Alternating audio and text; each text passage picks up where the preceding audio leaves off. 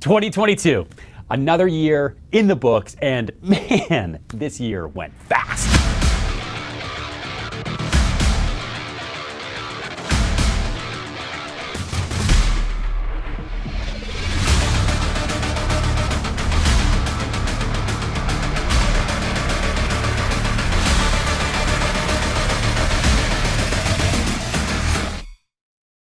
'22 marks our second full year as a company in business, and man, did we get a lot done. There's a lot of great things that happened, but we also learned a lot. This is the year that didn't go the way anyone planned, but went just as we anticipated. And it was a great growth year. We fired on all cylinders and we hit every goal we tried to achieve. But we had to stay flexible because how we hit those goals changed once we hit the spring and interest rates started to spike. And as you know, interest rates went up faster this year than they have in the last 20 years combined. The greatest businesses of the next generation are going to be those that seek to empower people, not replace them. That couldn't be more true for Serhant. This year, 2022, we hired 65 new employees, which means our people staff grew by 70%. We ended last year at about 80 full-time agents and salespeople. At this recording right now, we're at about 250. We've grown very, very, very fast, but still hiring the right people as we seek to empower them to do more with their careers and their businesses than they could anywhere else. It's been so exciting to watch people grow here in a very short period of time that we've actually been a company. And because Serhant is now over 300 people, it was important to us to finalize our mission statement, our vision statement, and our values. And our values are to be relentless with everybody, with your work, relentless with your passion, relentless with the ideas that you bring to the table, disrupt for good. We want to be a disruptive company, but we want to do it for the good of the people, the good of our customers, the good of the industry. We're not here to break windows like some companies. Our third value is to amplify together. We're a collaborative group. Of those 65 new employees that we hired this year, they're across 12 separate states. Our agents that we brought on are across multiple different markets. We're interacting virtually and we are empowering everyone across every device, anytime, anywhere. And finally, our fourth value is to create for tomorrow. We're not building this amazing company for today or for yesterday. We're creating it in everything that we do for a better tomorrow, for a better future.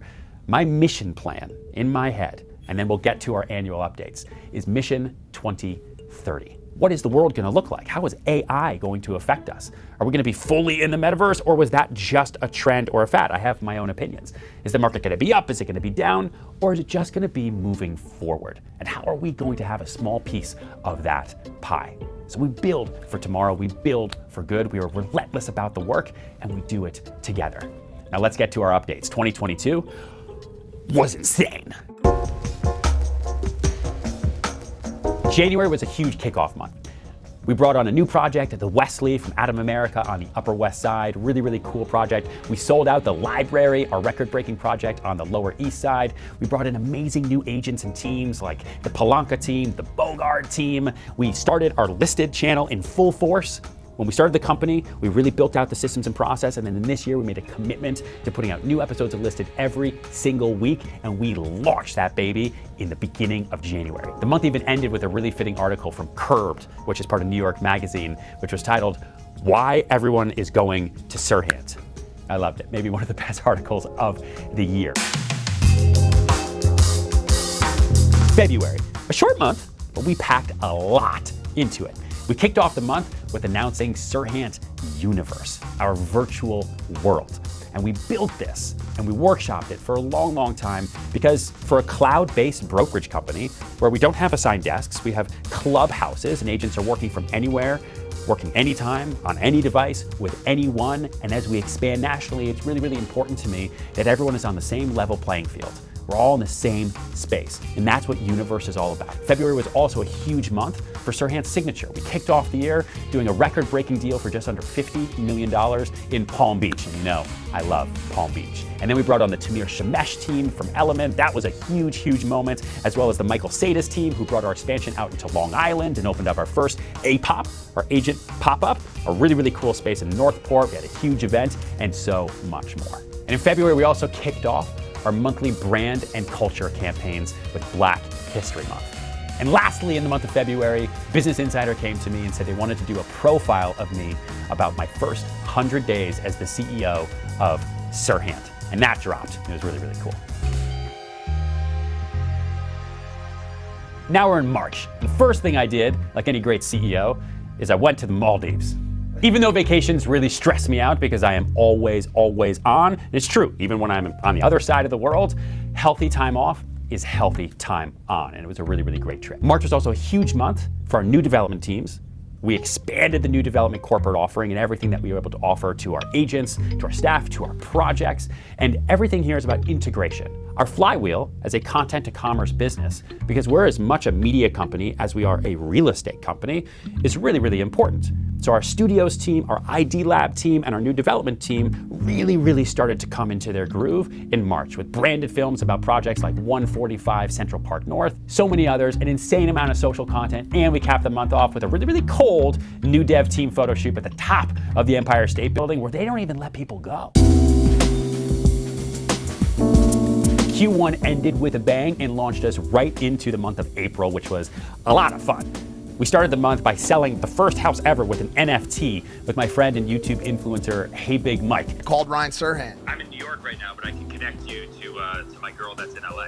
We also launched an amazing new construction project outside of New York City, one of our first outside of the boroughs here, called Neville House, which is a really awesome project with these modern barns, really pretty. Was able to get some amazing content as we sell houses like that and properties and projects everywhere through content.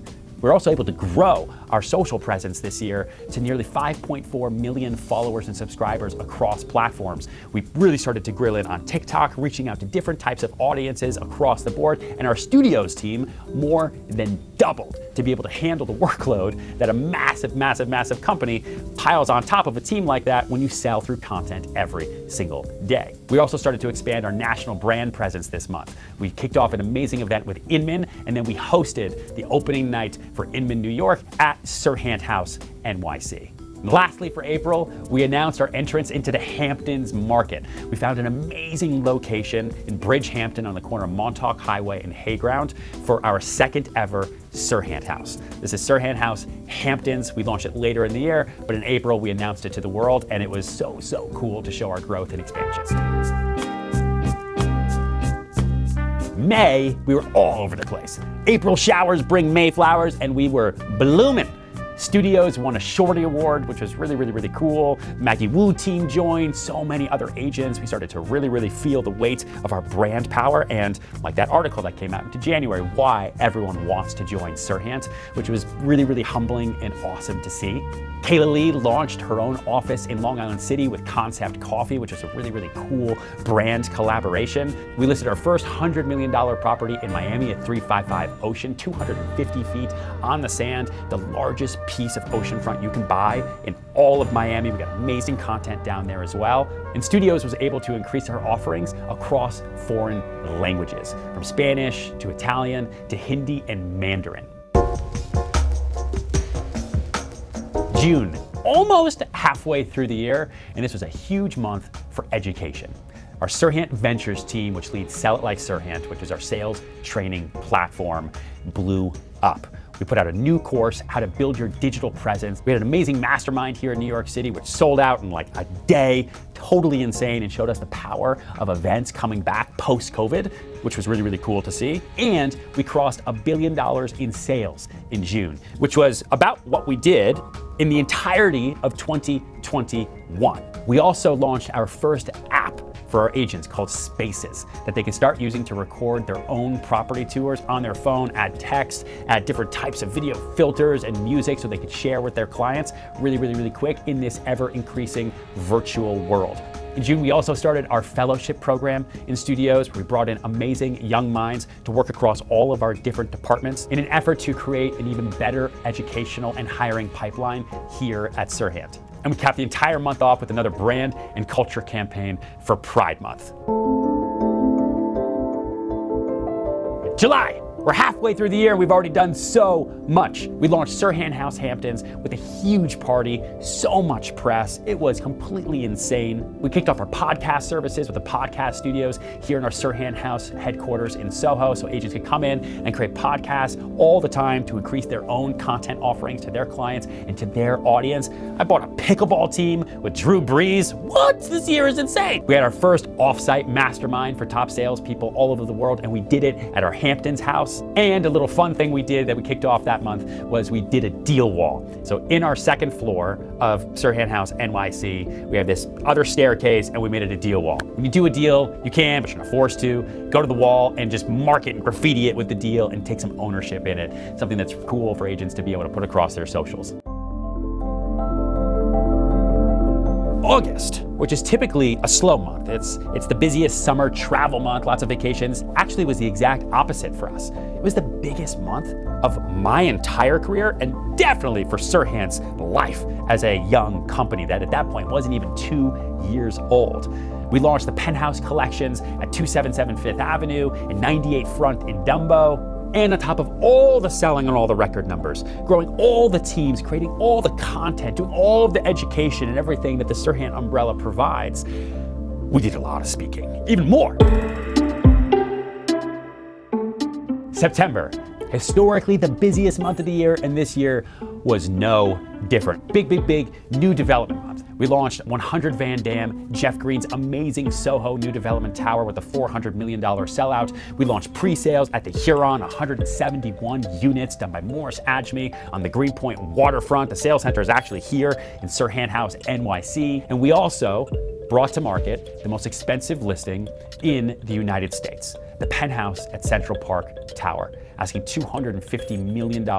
It's the highest residential home on the planet, with the highest private ballroom on earth, the highest residential terrace in the world, and it was an honor to have won that listing assignment and to really kick it off, and it made news around the world.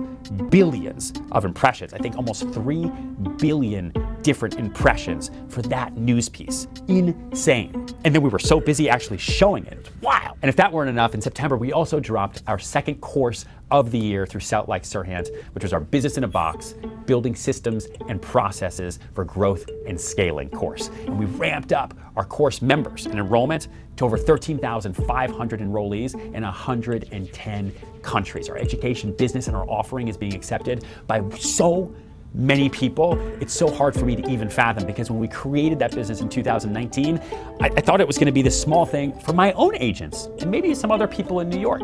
And that couldn't have been farther from the truth. It's everywhere now and growing and growing and growing. Our Serhant Ventures team, which supports it, more than doubled this year in terms of our staff. September was also Hispanic Heritage Month, and we were able to really activate the space and our amazing agents. And we launched our About Us film, because people keep asking us, what is Serhant? Why do I see Serhant everywhere? Signs, I keep reading about it. What is this company? So we fixed that and we made a video to explain. October was a grind month, a hustle month. We hired more employees, we brought in more agents, and we capped it off by selling the most expensive townhouse per foot in New York City history at 36 East 68th Street. We sold it along with Loy Carlos, who's part of our signature team here at Serhant, and myself. We sold it over FaceTime to a South African. Insane, for $57 million. It was the deal heard round the world this year. November, we had another mastermind. We actually hosted it at our penthouse at Central Park Tower, a once-in-a-lifetime experience for the agents that flew in from all over the world, from Dubai, from Singapore, Australia, to come and experience what we had to offer. I was named to Crane's 40 Under 40 list, which was quite the honor, and I was profiled in Haaretz, which is a huge Israeli newspaper. I still haven't been able to read the article, but it looks great. And for our course offerings, we had an amazing Black Friday sale, and we capped off the single biggest revenue month in our education business's history, the single biggest revenue day. And we did it all with a flamethrower. And that brings us to December, which we're in right now.